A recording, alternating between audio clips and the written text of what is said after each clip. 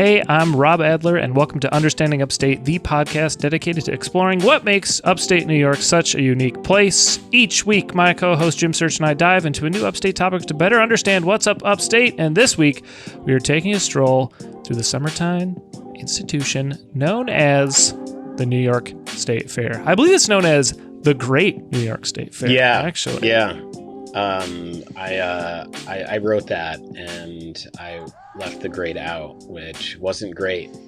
I pulled an audible. It's called teamwork, Jim. It's called teamwork. Right, and that's what makes the dream work. There you go. Have you ever been to the New York State Fair? Oh, have I? Oh, nice. I have. Right outside of Syracuse, baby. Hell yeah. I was a younger Jim Jam.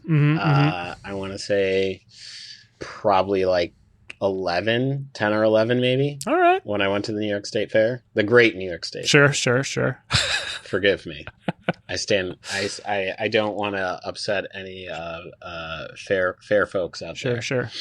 But yeah, I was probably like 10 or 11 years old. Hell yeah. I remember I had like a shirt from the Great New York State Fair. Oh, wow. It's a very iconic logo. Hell yeah. But, you know, it was back then and right now, because we're heading over there. We sure are. I've never been to the New York State Fair. However, I'm going to submit myself as a state fair expert, Jim. Okay. I don't know if I've ever talked your ear off about the Minnesota State Fair, but next time I see you in person, I will. And that's it's more of a threat than a promise. Sure. For anyone who's never heard of it, the Minnesota State Fair is also a great state fair. There's a whole song about it, in fact. At any rate, it's usually has the highest attendance of any state fair in the entire country. It's only ever beaten out by Texas, but Texas's runs for an entire month, and it only beats out Minnesota narrowly, which runs its state fair 12 days. So, wow, okay. You can do some, back of the hand math, back of the notebook, whatever the hell that phrase is. Sure. And I got a lot of thoughts, a lot of opinions on state fairs, and I'm here to say the New York State Fair seems pretty fucking great. It seems good. Yeah. It seems like a good one. So I'm excited to talk about it. And I am going to go, probably not this summer, but sometime in the future to scratch that state fair itch. Sure. Because it seems pretty good. Listen, it's if you're driving up from New York, it is on the way. Binghamton is on the way. There we go. You let me know. Hell yeah. Turn that into an adventure, man. There we go. I'll get a little road speedy. Be perfect. Say less, fam. There we go. Hey, you're saying say less, but I'm saying say more. And by that, I mean people should say more about the podcast on Apple Podcasts. Guys, write us a review. Give us a 5-star rating. It helps us out a lot. Also, subscribe to the show. And if you do all those things and you happen to write us some nice words, you can also throw in a suggestion for like your favorite state fair booth. We've already talked about a fixture of the New York State Fair in the form of Cornell chicken, which sadly is no longer there. But if there's anything you would like us to talk about on a future episode, that is the best place. It's not the only place, but I would say it's the best place to suggest a topic. Right. Jim, speaking of topics, we gotta do an upstate update and get into a little quick topic before we talk about the state fair. You ready for this theme song? Oh yeah. All right. So check this out. Speedy Freaks and Rattlesnake Pete's. There are two things I love in life. Right, and I want to make that very clear. One is Binghamton, New York. Love that city a lot. That should be a shock to no one. Yeah, if you are listening to this right now and are somehow blown away by that fact, I'm just happy you're here. Hey, it could be your first episode. That should be the only circumstance for that. Sure. Right. And, under those circumstances, you might be shocked. Sure. However, for those of you who have been tapped in for 91 hours of our voice, you will know that one of the two things I enjoy in life is Binghamton, New York. And there's many things I enjoy, but I will say Sure. Binghamton, New York is certainly up high. And other thing I enjoy is watching Karens fuck around and find out. And when those two things are married together, folks, wow. well, you've got a happy, happy Jim Jam. It's Christmas in July right there. Oh, my God. Yes. Yes, it is. All right. So now here is the Upstate update. I was scrolling through the Instagram, not on a doom scroll. This was more just a leisurely scroll. I wasn't existentially dreading life. But I stumbled onto an account, 607 Promotions, which I follow. They do some really great stuff. I like they're a good follow. So if you're an upstater and you don't follow 607 Promotions, please do that. They've got some great updates on things that are happening in the 607. Well, what they did have was a video, and I will paraphrase the title of Binghamton Chief of Police suspended after girlfriend escalates situation. And I said, let's go. Sure. Oh, I need to know more. All right. Now, this is how this video sets up, right? There is a white who I would identify as a Karen. She is standing barefoot in a driveway, which already, given the title and given what I'm seeing, I'm like, let's get into this, right? Now, you can hear on whoever's filming this is telling her to go back inside, go to your crib, just go inside. Well, folks, this Karen decides that is not what she wants to do. She says, I am not going inside. So she then proceeds. Now, remind you, I should also point out. I don't want to point this out yet. We'll get to the best part. One of the best parts. Argument ensues. She tells the kids that she is the police and that, because they're like, we'll call the police. She's like, well, I am the police. And you see a cop car parked outside of the place she's at. And they tell her to go inside. And she says, well, this is my estate. Mm-hmm. She refers to it as an estate. Sure. And I should point out. Was Skate Estate like just next door? Not Skate Estate. Although fair. You got to ask these questions. That's a fair question. It's the only estate I'm aware of in Binghamton. And quite honestly, it is the only estate. Sure. Which I may go comment. I may jump back in there and comment and say, I'll be honest, the only estate is Skate Estate. I'll credit you for that. Oh, no. Again, it's a team effort. Just credit the podcast and get some more listeners. All right. Yeah. Actually, that's smart. Let's see if we can drive some listeners our way. So she refers to her house as an estate. She says, this is my estate.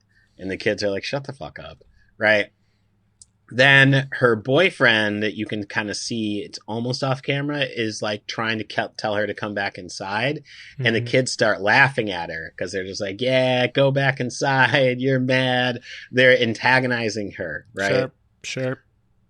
So, Rob, do you think that that this woman decides to listen to her boyfriend and go back inside? I have several indicators that she did not. I feel like we wouldn't be talking about it if she did. That's the biggest one. One. Imagine if the story stopped there. No, she does not. She decides to go up onto the kids' porch. Because these are children, right? Mm-hmm. I should point that out. These are kids. Goes onto the porch and slaps one of the kids. Yeah. Oh. So we've got trespassing. Now we have assault. And assault of a minor. Yeah. Mm-hmm. Not good. And one of the kids says, the fuck are you doing? Get off my porch. Get off my property.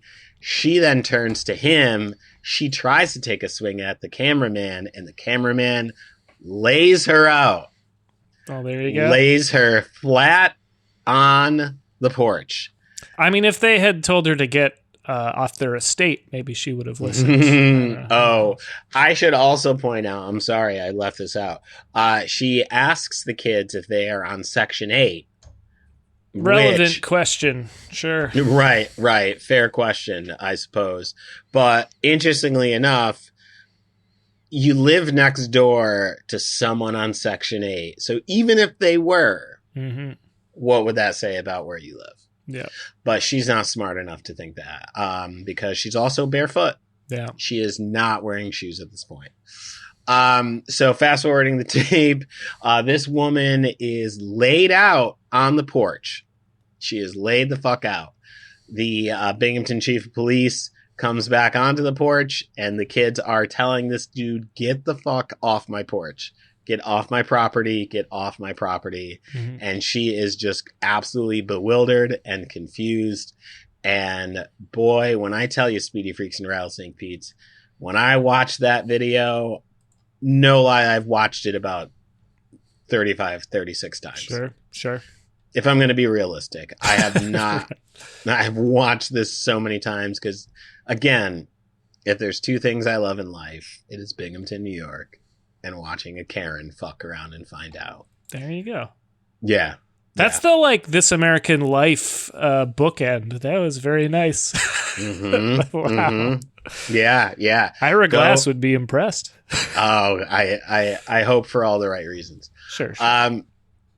I also recommend, go looking at that video at 607 Promotions. They have that clip up. It's definitely gone viral. It's been shared, oh God, so many times. And sometimes, folks, the internet does fall on the right side of history.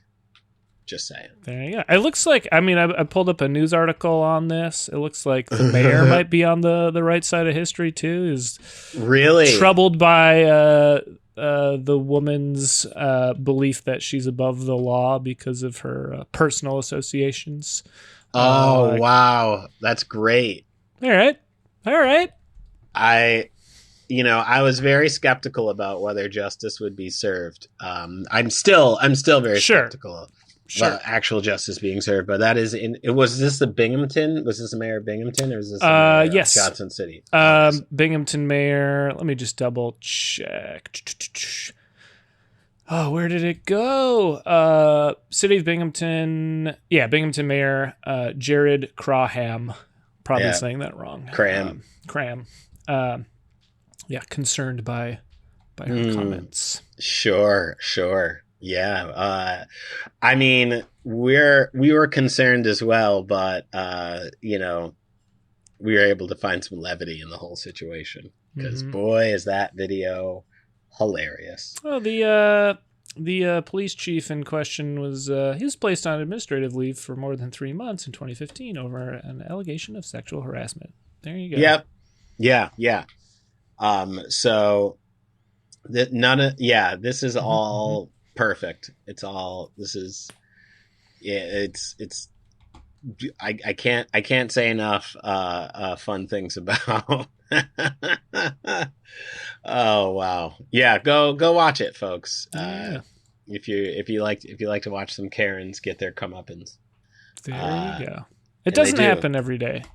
No. I mean, there are websites like Karen's, our Instagram accounts of just Karen's gone wild and and they never learn. They never learn. When that camera gets on them, it's just like kryptonite. They just fall apart. Fall apart.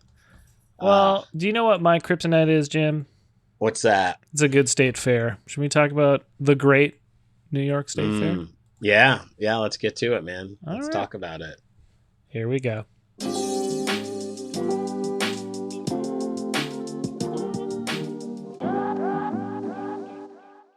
All right, so the New York State Fair, also known as the Great New York State Fair, is a 13-day showcase of agriculture, entertainment, education, and technology. With midway rides, concessionaires, exhibits, and concerts, has become New York's largest annual event and an end-of-summer tradition for hundreds of thousands of families from all corners of the state.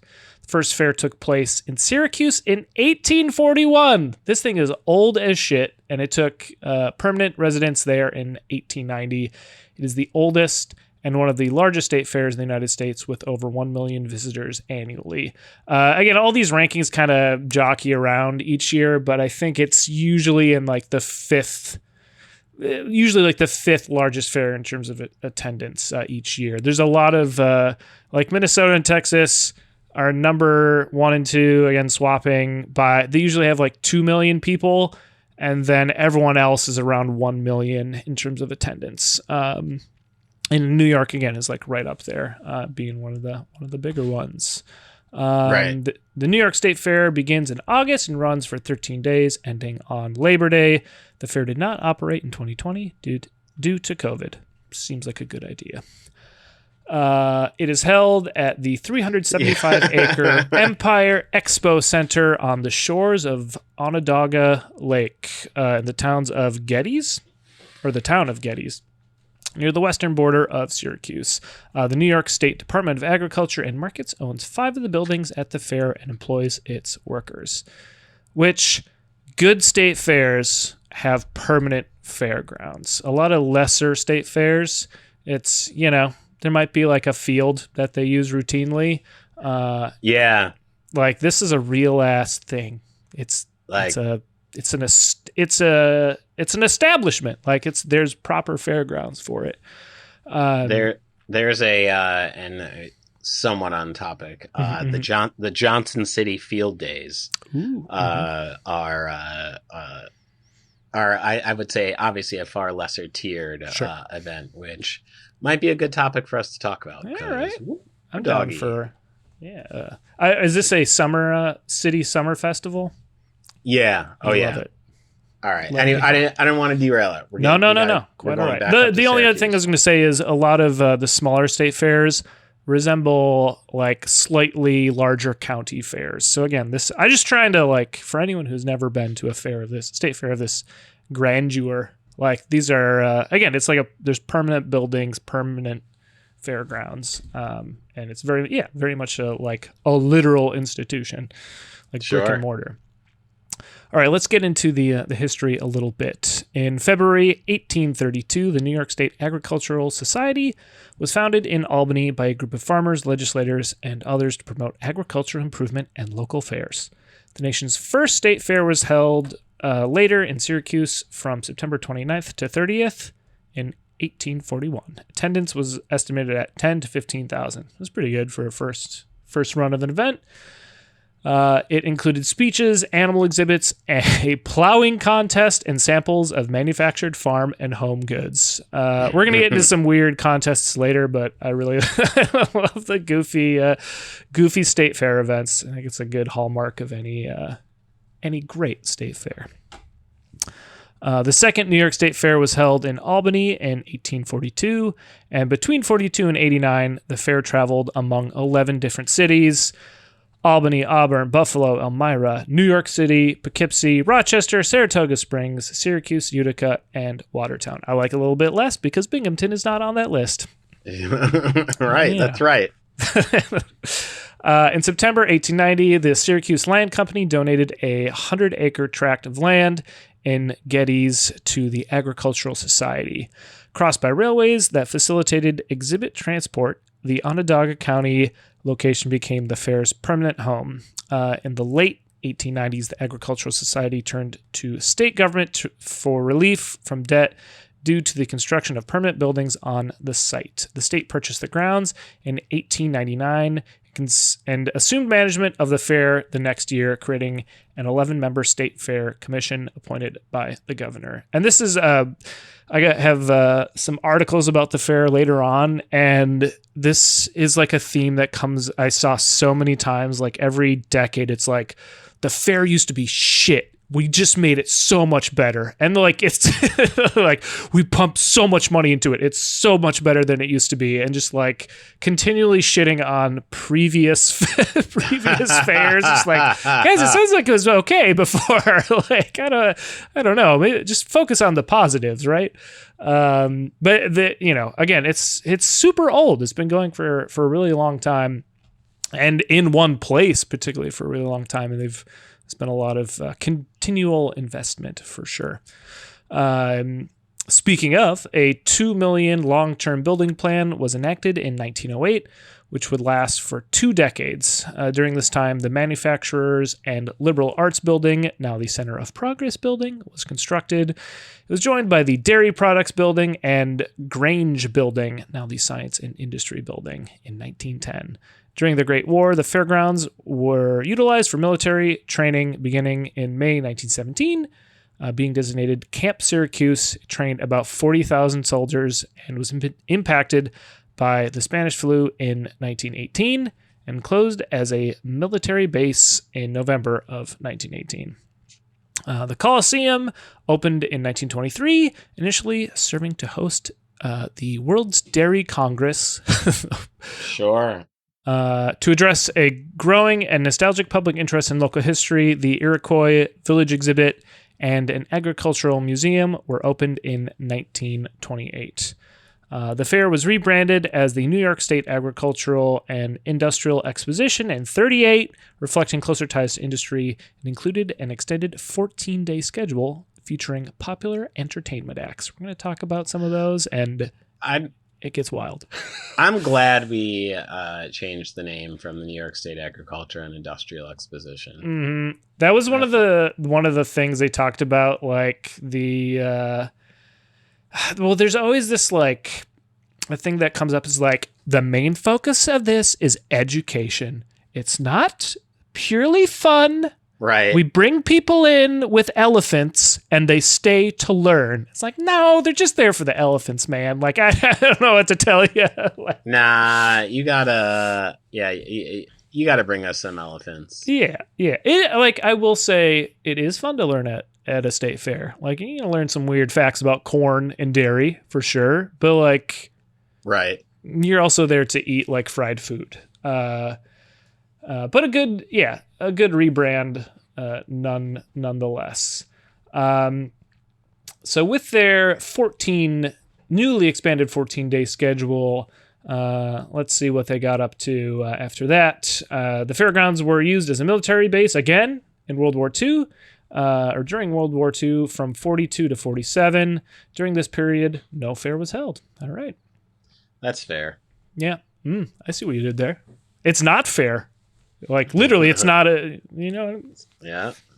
That's right, baby. There we go. A truncated fair returned in 1948, followed the next year by a 6-day full-scale exposition with large crowds. By the end of the 50s, the fair had expanded to 9 days and achieved an attendance of over 500,000. The James E. Straits Midway was added during this time with nationally known entertainers to attract families and teenagers. In 1967, the 1925 Mighty Wurlitzer Theater pipe organ was permanently installed in the Empire Theater of the Art and Home Center, where it has entertained audiences for over 50 years of music history at the fairgrounds.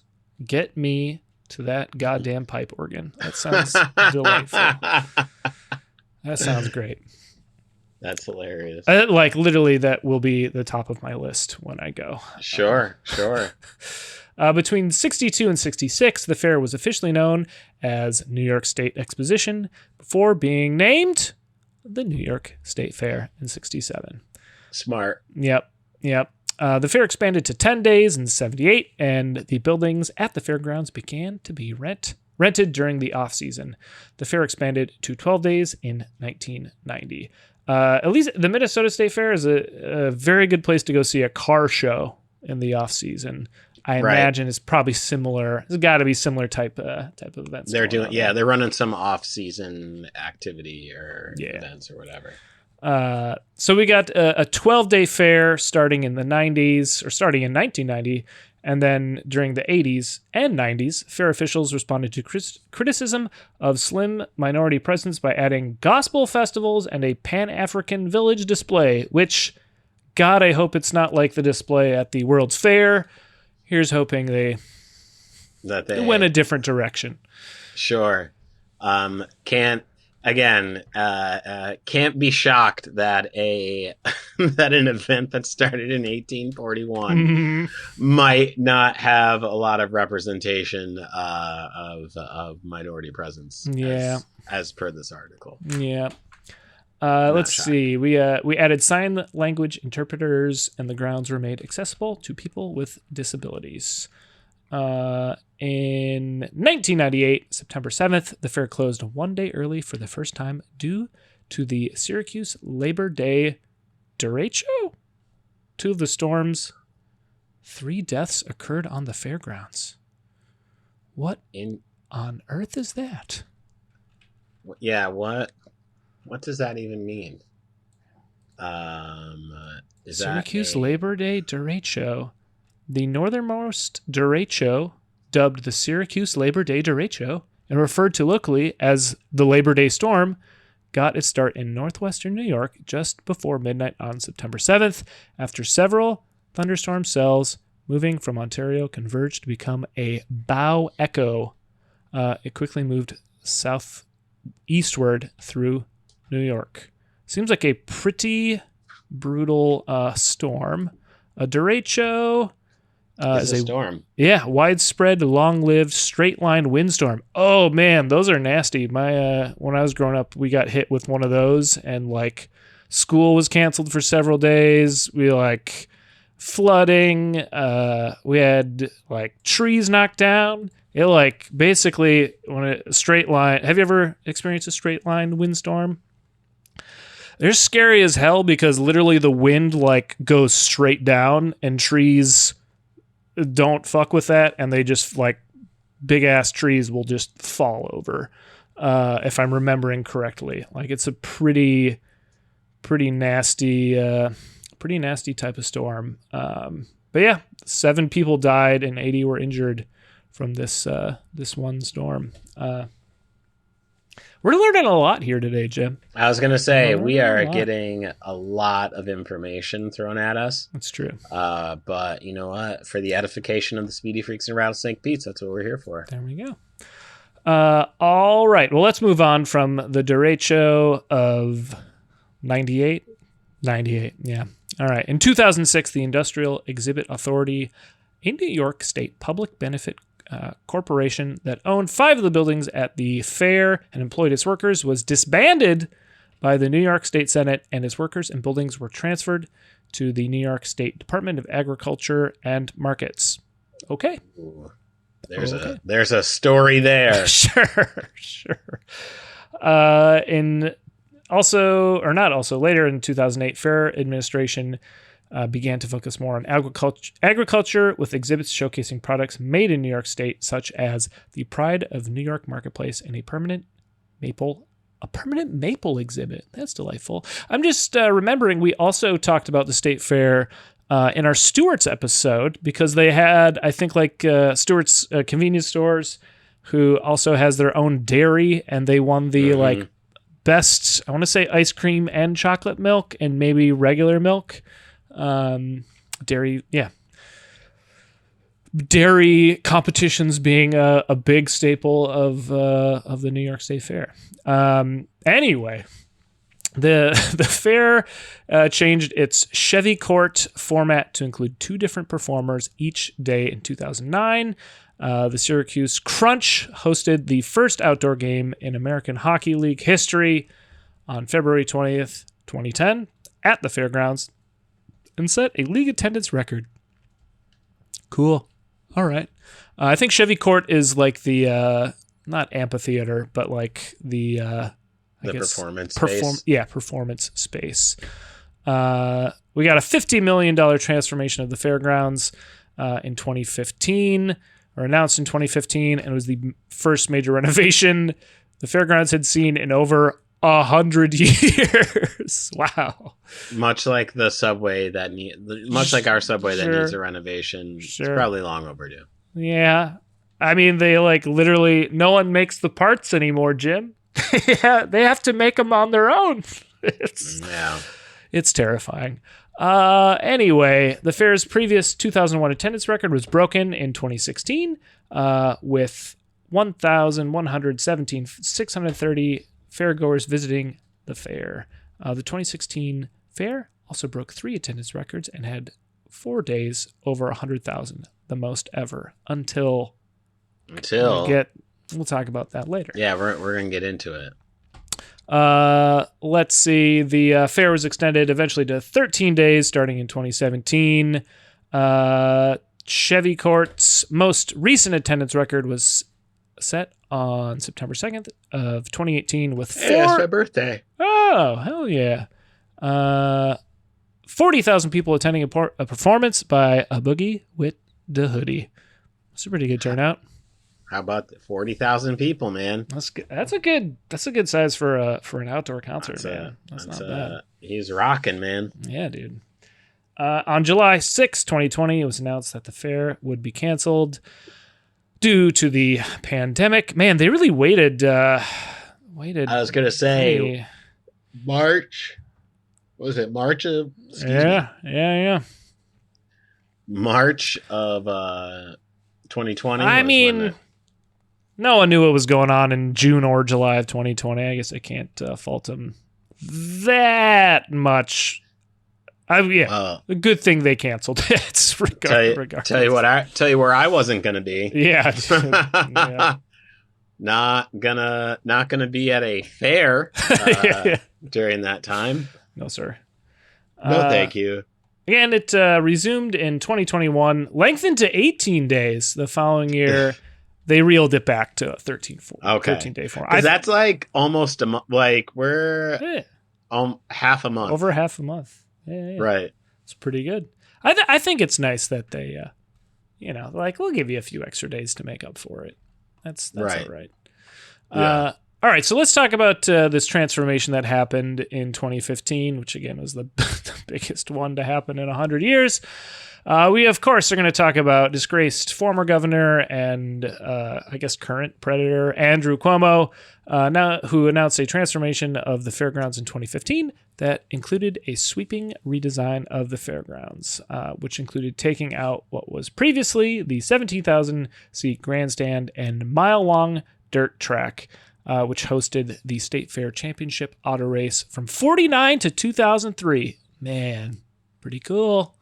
This marked the first major transformation the fairgrounds had seen in 100 years. It's just interesting reading all this, like just comparing it to the fair I know, like the Minnesota State Fair also has a grandstand that also had a racetrack around it. Like, a lot of the events that happen at these, they just spend all summer bopping around from fair to fair to fair. So it's interesting to see where things are pretty similar. Let's see. The transformation included rebuilding the main gate, making it reminiscent of the 1840 carriage entrance. The brand new main gate is ADA compliant and technologically equipped for faster ticketing and admissions. Cool. The Midway received a new layout that now included 15 acres. The Midway's new asphalt pad is the size of over 10 football fields with more room and a better layout for rides and attractions. I was going to say the Midway is where you keep all the rides and all the carnival games. Like 10 football fields of rides and games, that is pretty good. That's pretty wild if you, That's a lot of zippers, Jim. It's a lot of zippers. If you don't come out with a stuffed animal, then you've let yourself down. Yep. Are you? Did you ever do carnival rides as a kid? Were you getting on the zipper, getting on the tilt-a-whirl? A little bit, like not. I never went too crazy for him, if I'm going to be honest with you. Fair enough. Yeah, I found life to be scary enough as is. So, you didn't want to strap it. Nah, man. Steel cage operated by like probably a 19-year-old who's hungover. Right. Nah, man. I mean, again, life is pretty challenging as is. I don't need to throw that shit into extra innings. Yeah, I hear you. To be honest with you. I hear you. I'm glad that I got a lot of those rides in, but never again. I'm good. Yeah, man. You got a lot to live for, dude. Yeah. It's always fun to hear about the not fun, but you always hear the urban legends like, oh yeah, over the the fair a couple counties over, one of the zipper cages flew off and landed in the parking lot. You always hear about that. You still get on the zipper, though. I mean, again, I'm gonna leave that to y'all, man. Fair enough. You have fun on my behalf. Fair enough. Let's see. We got a new RV park that was added, including 313 RV sites. That's mostly for, I think, probably entirely for the people working the fairs, right? Which is nice. Getting equipped with sewer, electric, and water hookups. It's spacious, secure, and organized, and makes the fairgrounds accessible year-round for distant travelers. Let's see. The redesign also included preserving the historic quad, which includes 5 of the oldest buildings around an open park setting. Commercial vendors were removed from the quad to restore the park as a relaxing space to gather and rest, with more seating and better signage. We got some new curbed medians, more trees, more shrubs, new lighting. God, they haven't updated the lighting in 100 years? Woof. Right. Get those Edison bulbs out of there. Let's see. New entrances, pedestrian access, and just a big facelift and overhaul on the whole thing. It seems like $50 million worth. Pretty good. In 2016, again, disgraced former governor and predator Andrew Cuomo appointed a task force to determine how an additional $50 million for phase 2 of the fairgrounds would be spent. Well, how about so when it comes to upstate New York, Andrew Cuomo, he did show out, despite being a scumbag. I mean, I don't know how many times I've said it. He doesn't like New York City. He doesn't. He does like upstate New York. He does. He doesn't like New York City. He does made a fuck with career upstate New out York. of it. Yeah, he fucks with upstate New York pretty heavy, but New York City, not a fan. And I would argue New York City, not a fan of him. Yeah, for the most part. Yeah. For the most part. Yeah, there's a couple, but different episode. Mm-hmm. We can get into disgraced governor and current sexual predator Andrew Cuomo. Anyway, let's talk some entertainment. Yeah, shall we? Let's do it.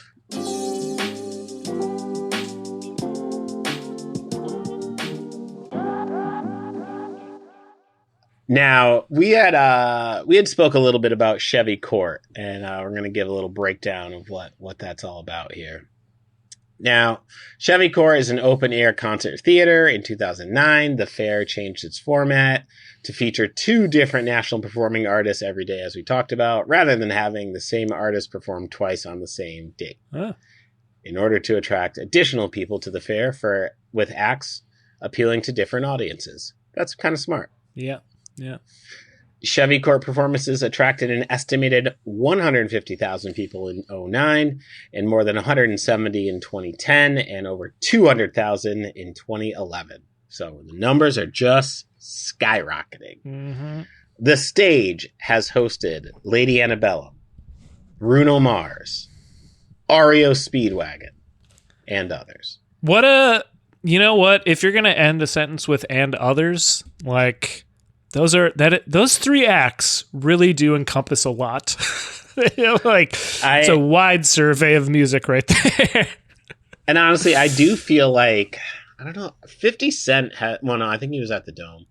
I feel like there was some rap artist, not a Boogie with the Hoodie, but anyway. Ashanti was there. I saw Ashanti referenced in something I read. Okay. I'm always curious about these superstars that pass through Syracuse and what their initial thoughts are. Mm-hmm.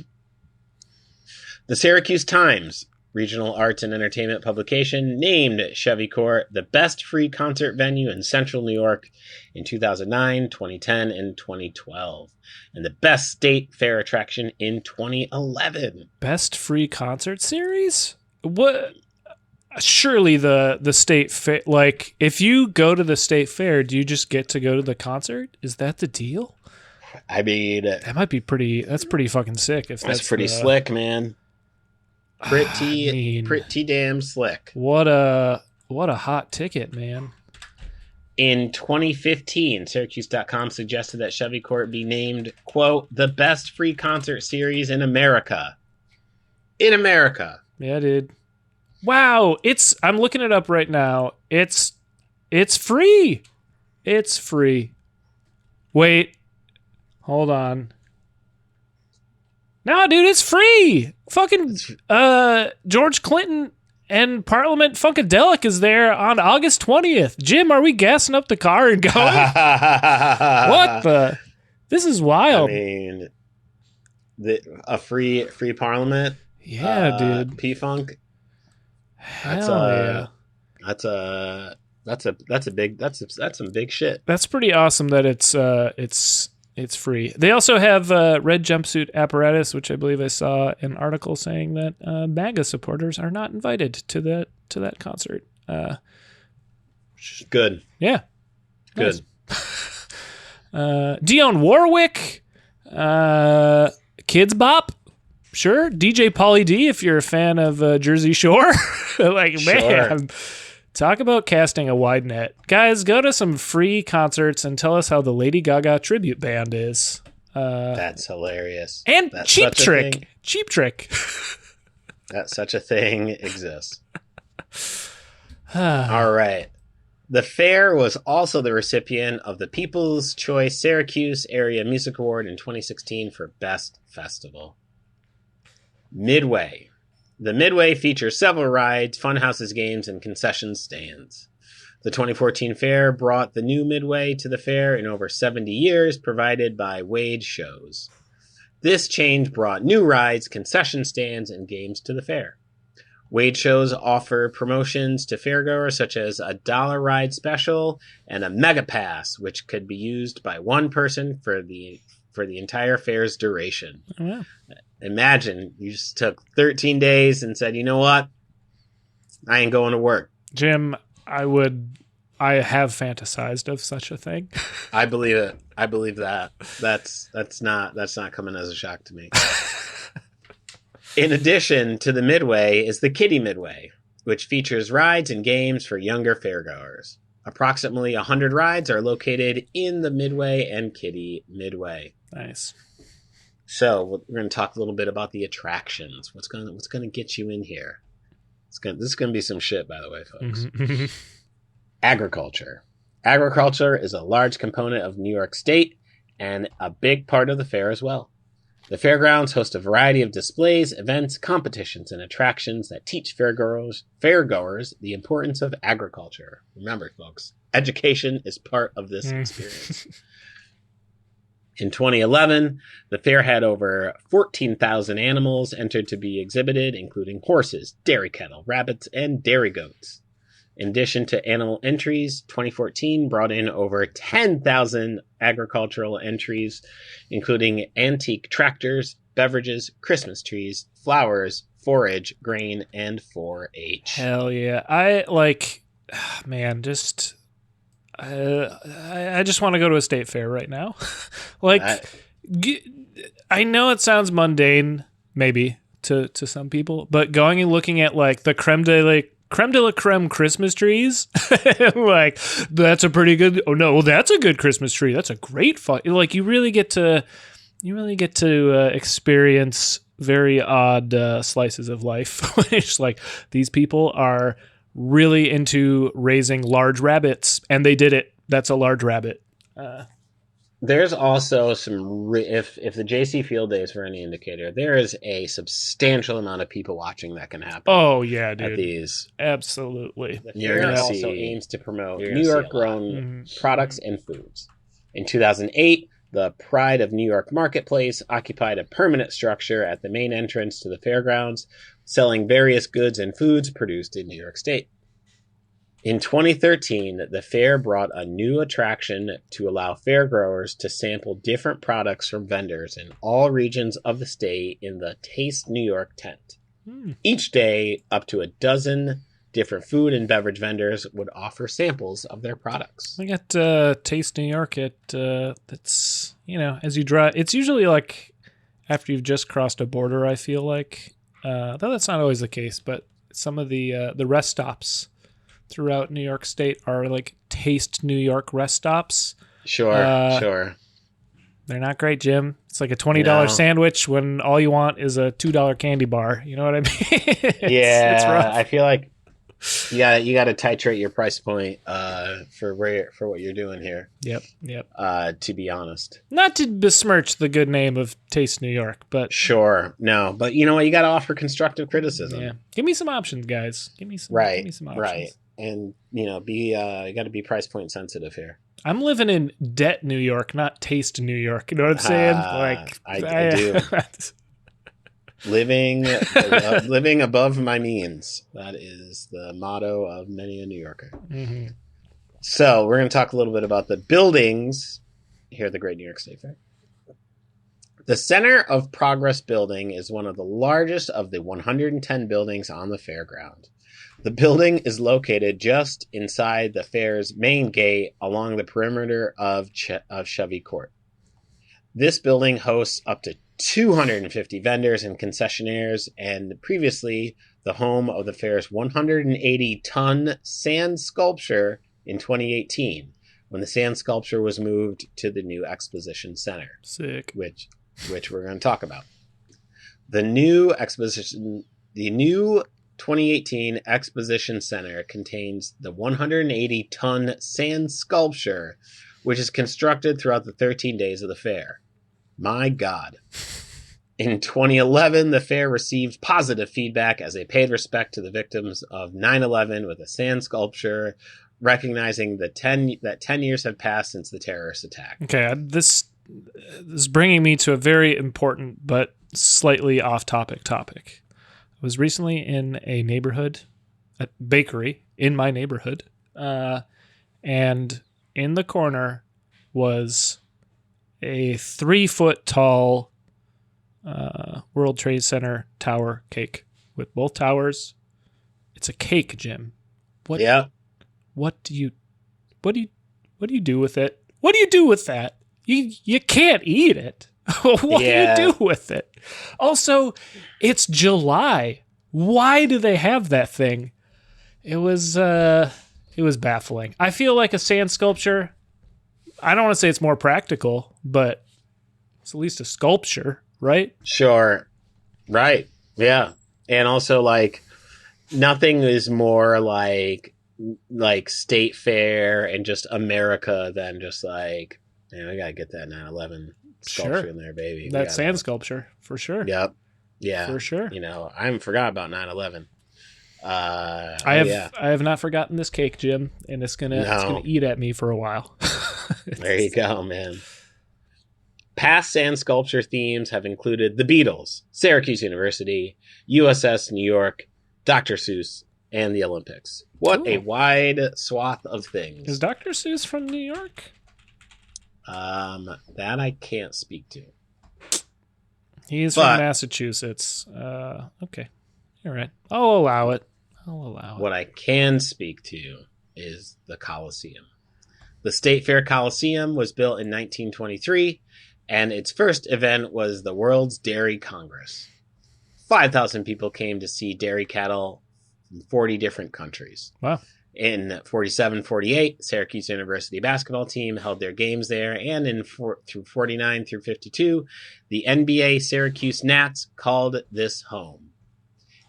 The 1949 game set all-time records for the most points, most fouls, Wow. most free throws, most missed free throws, most overtimes, and longest games, and most records still hold. Wow. What the fuck? What the fuck was happening in a game, dude, where there's... Well, all right, one would beget the other. If you have the most fouls, you will have the most free throws. Yeah, that's true. Which then I guess means you will have the most missed free throws, and then the most overtimes, which would then lead to the longest game. Yeah. All of these things seem to fall in line. And then the shot clock was invented. Holy right. It's crazy. Fuck, man. That's a lot. Yeah. The Syracuse Nets are, I believe, on our topic. I was going to say it. They should. Yeah, I was going to feel like that'd be a good topic. They became the Philadelphia 76ers. Mm-hmm. I believe. Yeah. During the fair, the Coliseum is used mainly for the multi-breed horse shows, which include breeds such as Pintos, Arabians, miniature horses, quarter horses, Morgan, Appaloosas, hunter jumpers, as well as the draft breeds and the heavy and light horse pulls. This arena also accommodates the Holstein Dairy Cattle Show on Dairy Day, the 4-H Agility Dog Show, and multiple other shows on Labor Day. Again, this is so America, man. Yeah, dude. Holy shit. It is, but like, again, walking around like, being dwarfed by 8 feet tall, Budweiser horses, pretty fun. Like, pretty fun. Yeah, I mean, again, if this is like... For like 10 minutes, and then you go get a beer and some cheese curds and go do something else. Like, it's all, This is top tier America. Yeah, it is. Like, this is... It is. If you were to like, you put this in the book Sure. for sure. When you're like, what is America? there's gonna be this.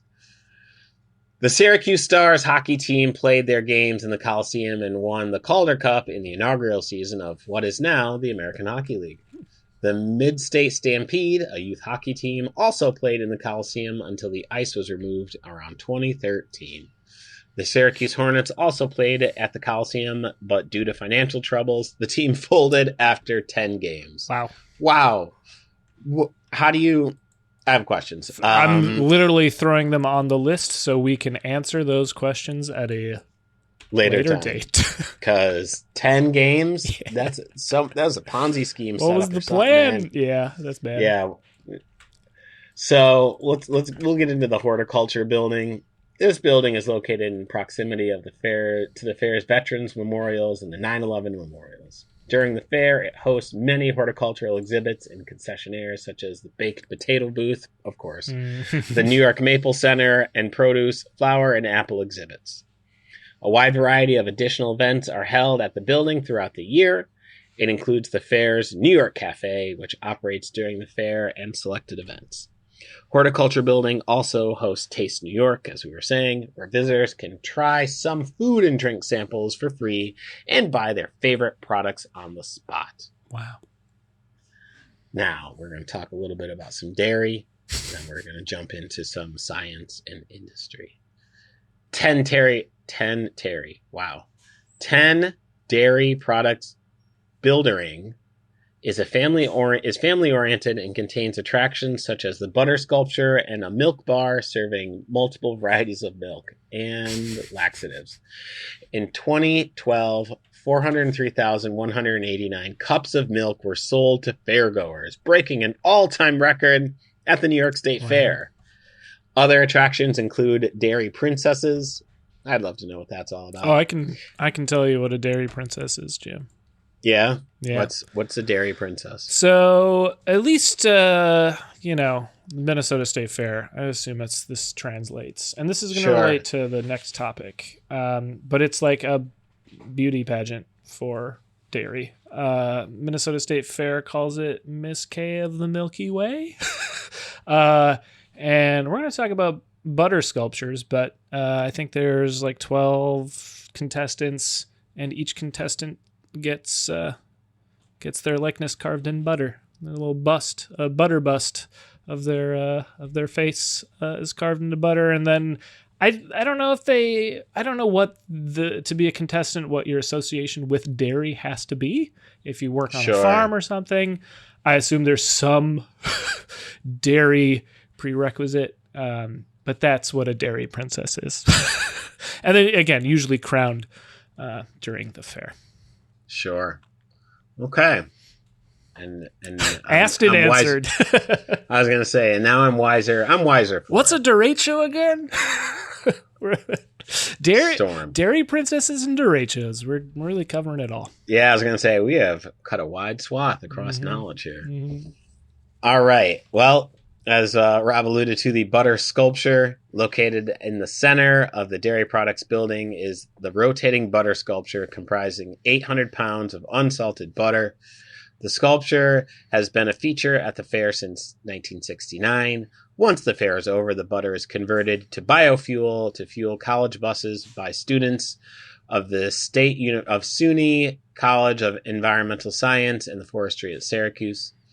The butter sculpture is sponsored by the American Dairy Association and Dairy Council. Nice.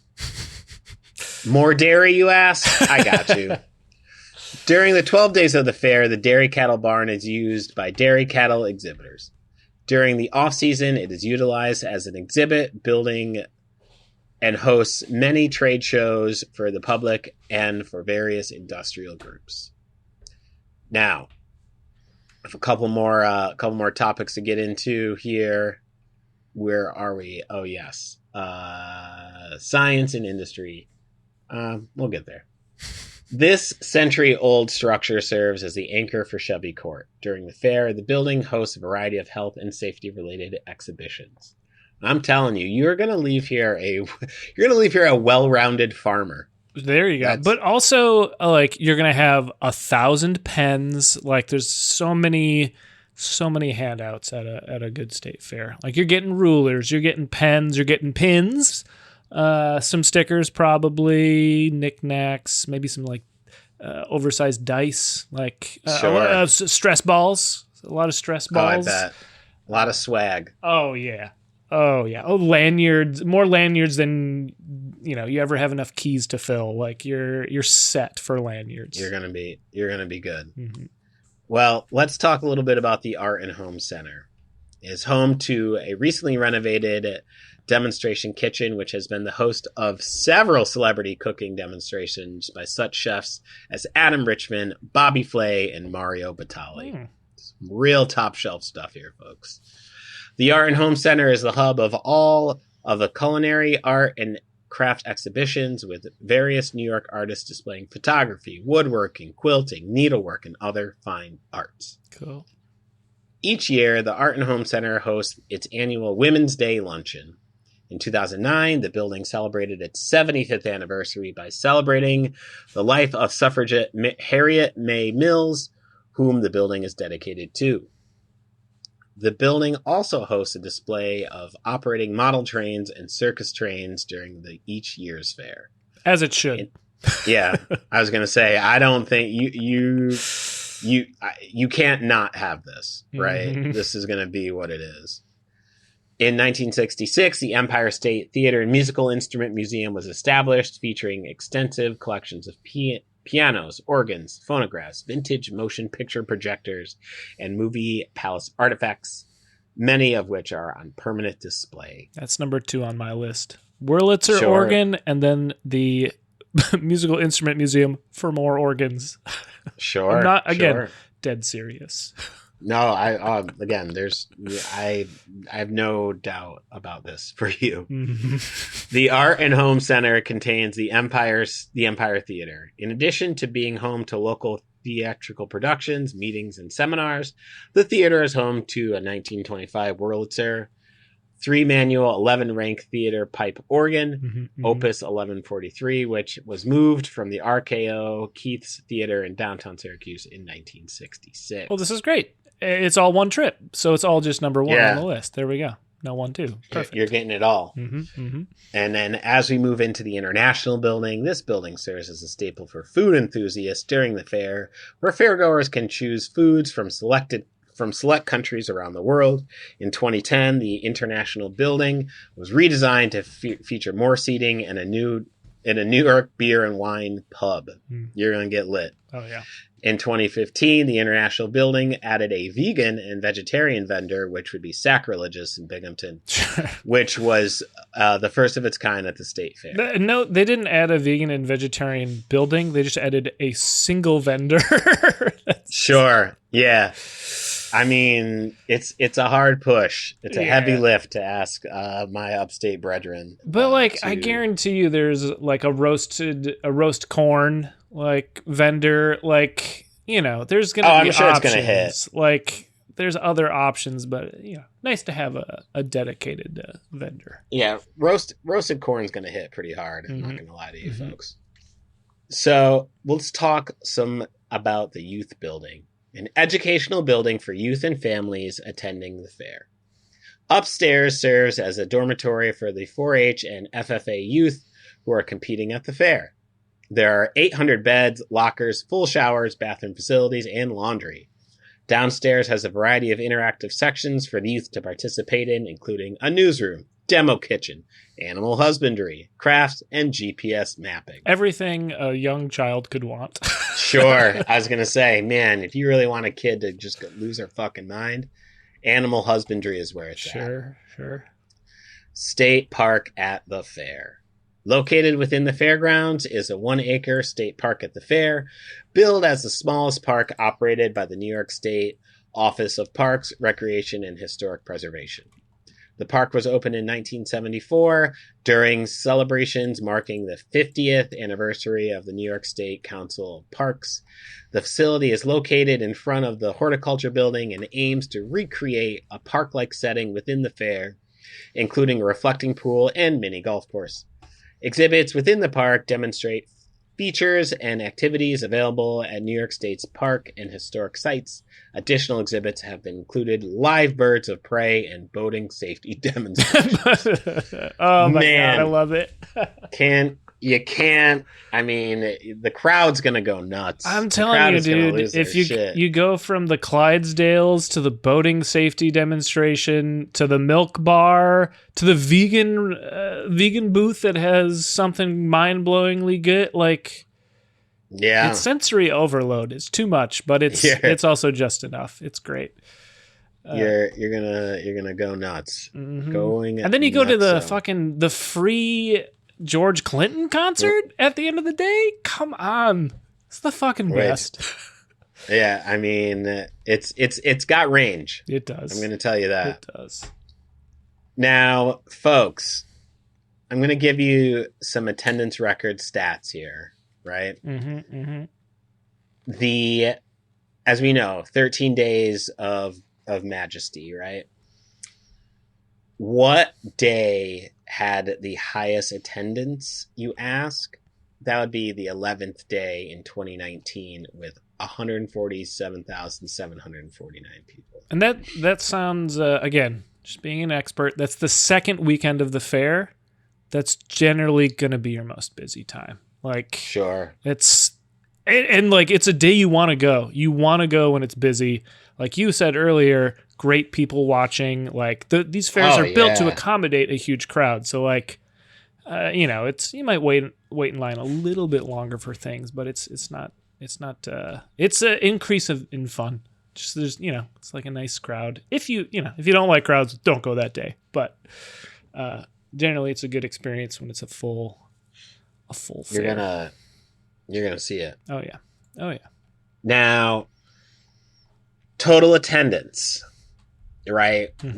How did we? Where do we get in here? I'm gonna tell you, 1.3 million people in 2019. That's pretty good, right? That is 1/10 the size of New York City, folks.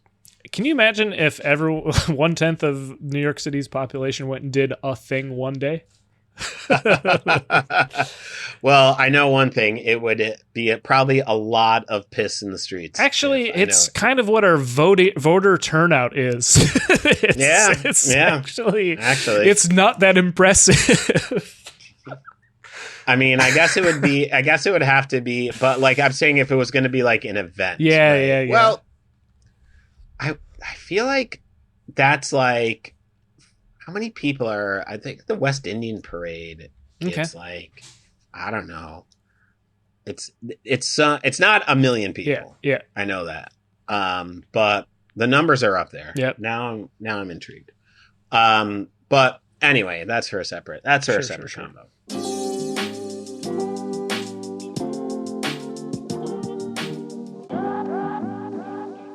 Well, Rob, that is all I have about the infrastructure of the Great New York State Fair.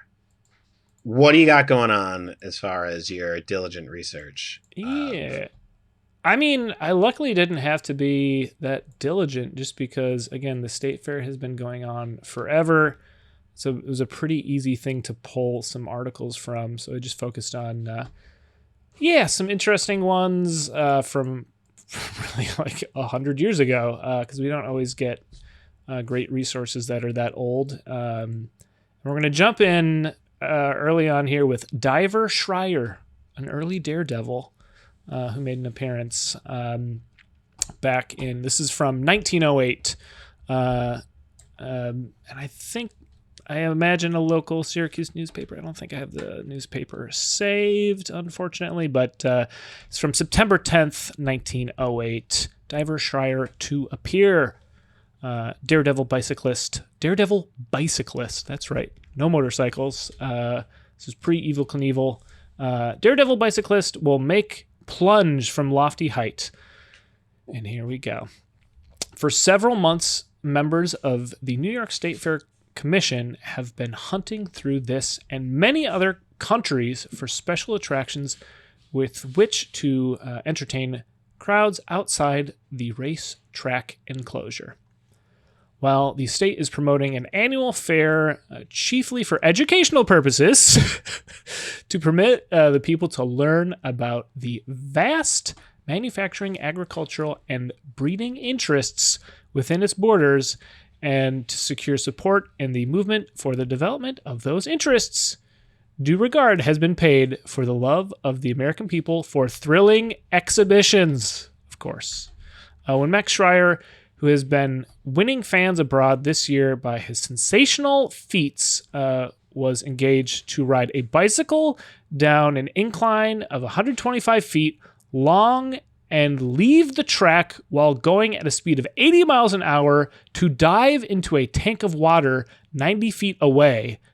And he's like 4 stories up as he rockets off this narrow ramp, leaves his bike behind, and dives into a small tank of water.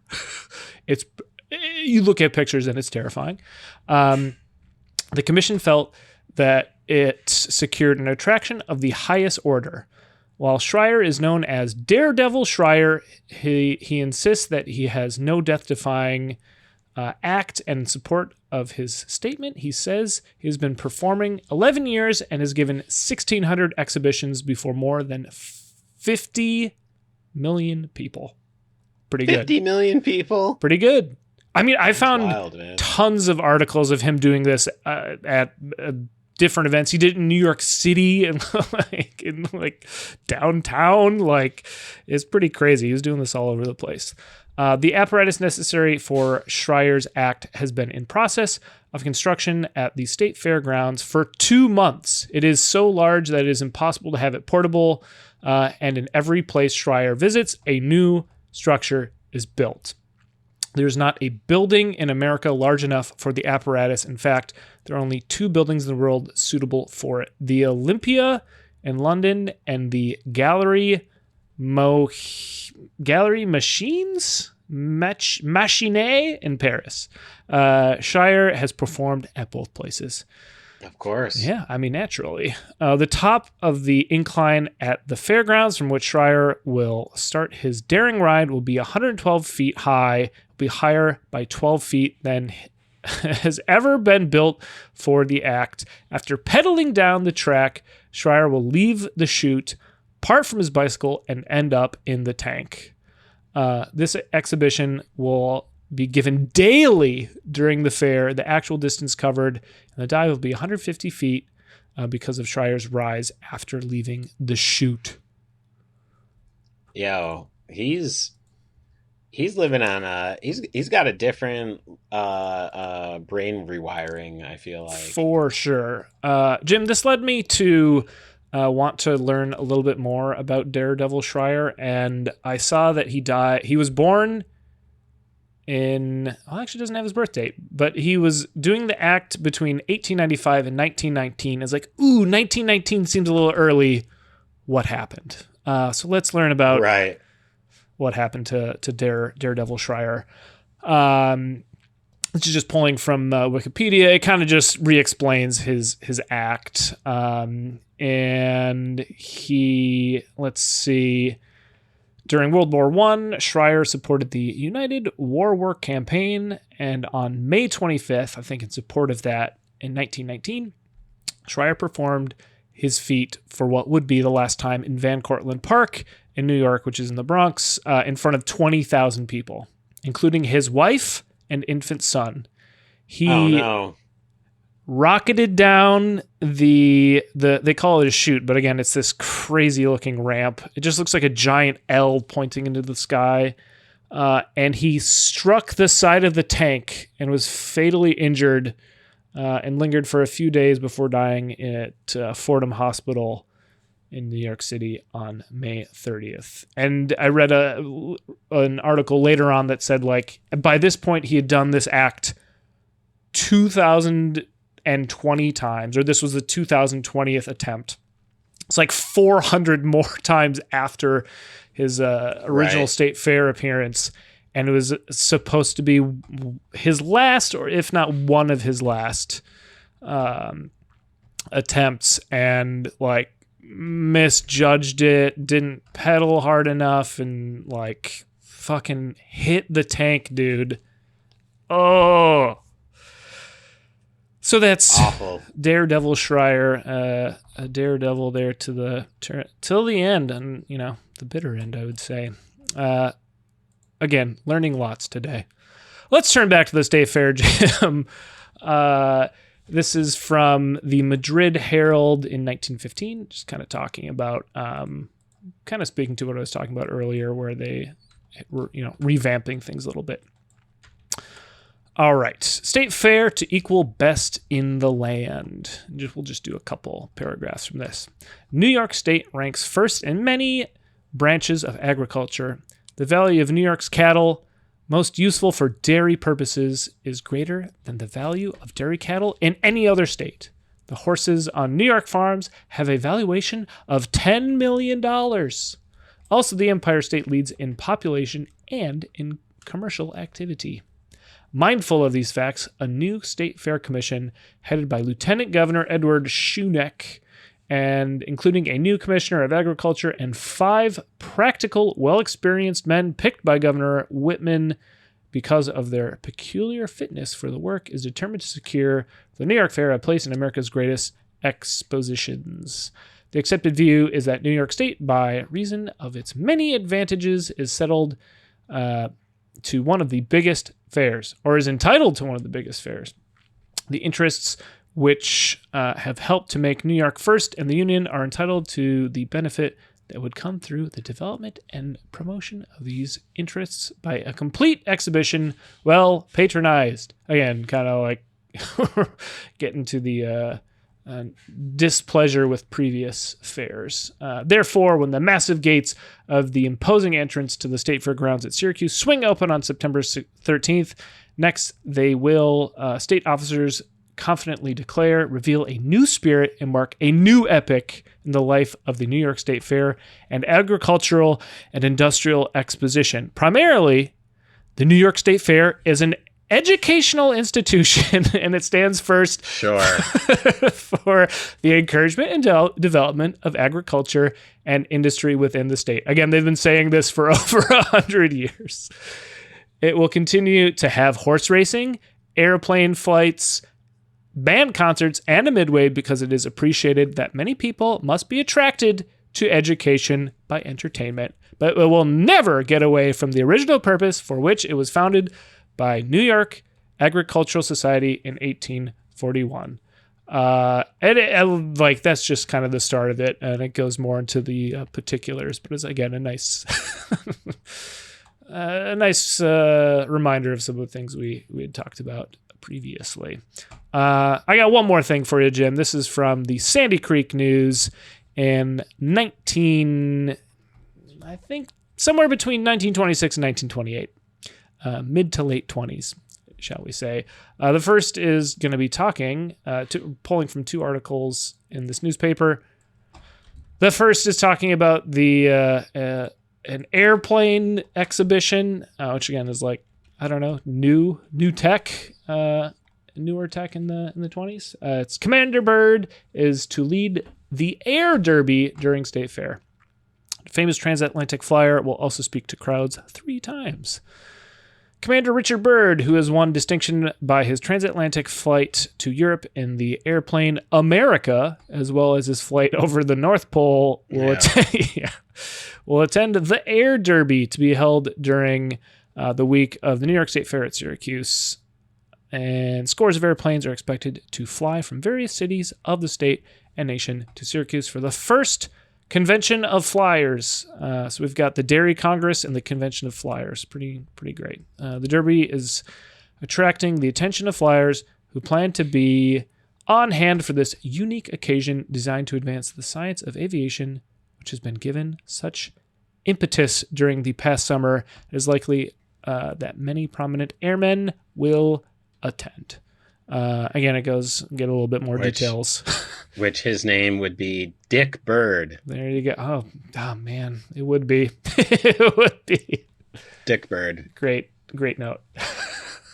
Let's move on to another highlight, which is the Old Time Fiddler State Championship. 23 already entered in Battle of the Bows contest slated for State Fair. Again, if you were to be like, what is like the stereotypical America? Sure. It's an old time fiddler state championship. Which, again, this is 1926, and they're calling it old time. Yeah.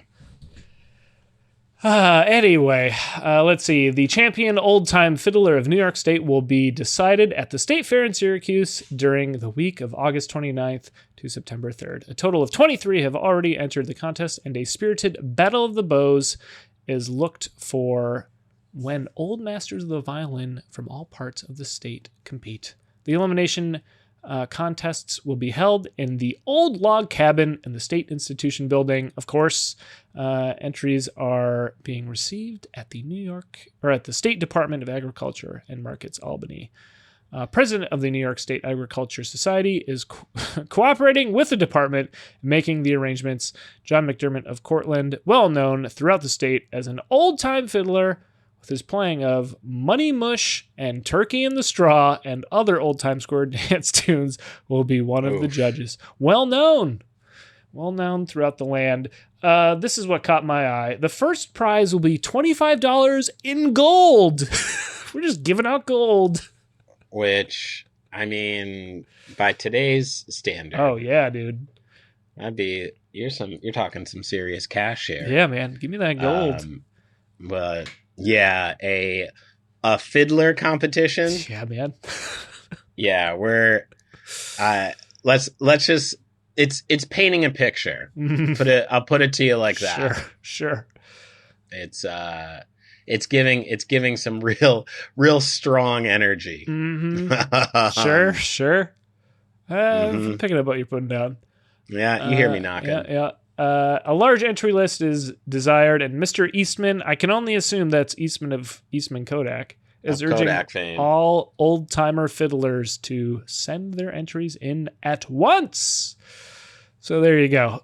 Just something for everyone, whether you're, into the cutting-edge air derby or the old-time fiddler state championship. Oh, I don't know. I don't know if everyone's invited, Rob. That's true. Well, you can watch the planes from outside the air ground as they fly over towards the derby, I guess. I wasn't going there. Sure. Ooh.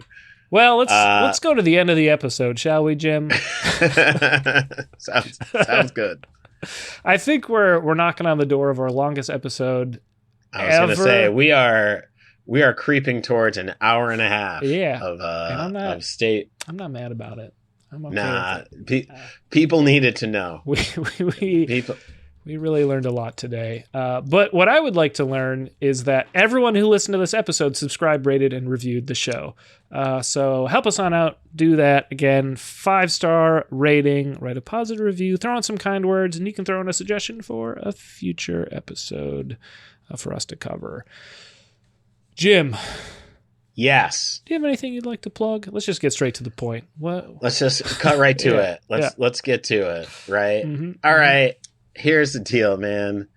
Let's say there's a fiddler competition. Sure. right? Mm-hmm. And you're seeing flyers around town.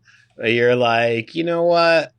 This feels a little too dangerous for my for my liking. Sure. Because this has the penchant to go violent very quickly. Judging by the demographics of the attendees. Here's what you do. I got a safer option for you. Safer option is to go pick up a copy of my album, Upstate Understandings. While there's no fiddling on it, there is funny. Sure. There will be funny. I can promise you that. And again, I would argue a lot safer. I mean, I fiddled with editing it. You did. There was some fiddling on the back end, sure. right? Yeah. From Rob Adler. Rob fiddled with that to make the front end funny. That's what happened. There we go. But yes, go pick it up. Jimsearch.bandcamp.com is a good place to get it. It's on all digital streaming platforms as well. Jimsearchcomedy.com is a good place to find me, tell jokes, things like that. Got a couple shows coming up around the New York City area. Might be up in Syracuse in October. We'll see. That could come to be. But be on the lookout for that. Putting that on y'all's radar. Rob, Jim. They picked up a copy of my album. They bought a bunch of merch too. They went crazy. You know what? You know what? Before I get there, I do want to say, at the time of this recording, tomorrow will be the 3-year anniversary of recording the album. Oh wow, yeah. Isn't that wild? Crazy. Yeah, that sounds about right. Yeah, July 23rd. There we go. So I just want to give a little quick shout out to that historic event of that album. It was a hot day. Hopefully it's not as hot. Not as hot this year. It was blisteringly hot that fateful day. But just know that some history was made and we got to do some cool stuff, and very grateful and thankful for that. So wanted to say that before I turn it over to you, Rob, and say, hey, what can people pick up? Tell them where to go. Look, let's just say you it's 1949 and you've just exited the longest basketball game that has ever happened and there ever will be.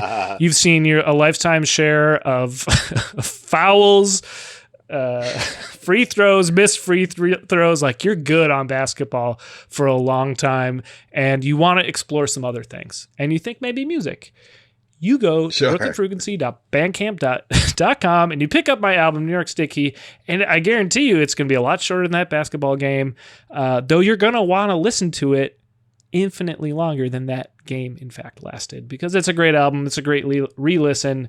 Go pick it up. Again, it's called New York Sticky. It's a great listen. Also, you can check out our documentary. It's a breezy 30-minute look at the making of Jim's album. There's no better way than to celebrate the 3-year anniversary of the making of that album than first purchasing it and then learning how it was made. Link in the description for all these fantastic things. I just got to say real quick, man, if I was playing a basketball game and it had the most numbers of fouls, I'm beating the shit out of somebody by the end of that game, because you're not going to keep fouling me, man. Like, I'm going to swing back because that's absurd. But if you looked at someone mean in 1949, was that considered a foul? What were the rules? That's what I want. Yeah. What's the parameter of a foul? Yeah. That's a fair question. Sure. Hey, it's something we're going to definitely learn on a future episode. Sure. Cause we've got the Syracuse Nats. We got the Syracuse Gnats. Is that I think it's the Nationals. It was the Nationals. official name, but the Nats, I believe. Yeah.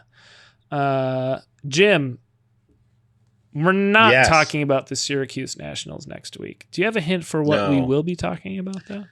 It's going to be a gorgeous episode. I can tell you that. Oh, nice. I like Can't make it any more clearer than that, folks. A gorgeous episode indeed. All right. I forgot what we're talking about next week, and I have not figured out that clue yet, but that's why I have access to the spreadsheet. So I look forward to learning what we're talking about. That's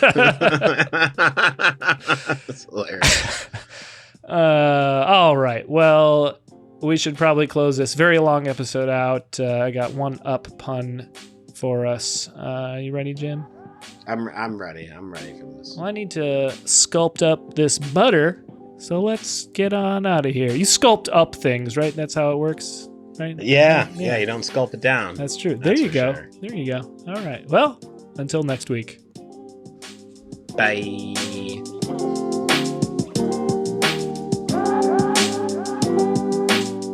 Understanding Upstate is a podcast hosted by Jim Search and Rob Adler, edited by Rob Adler, and music from Regal Monk.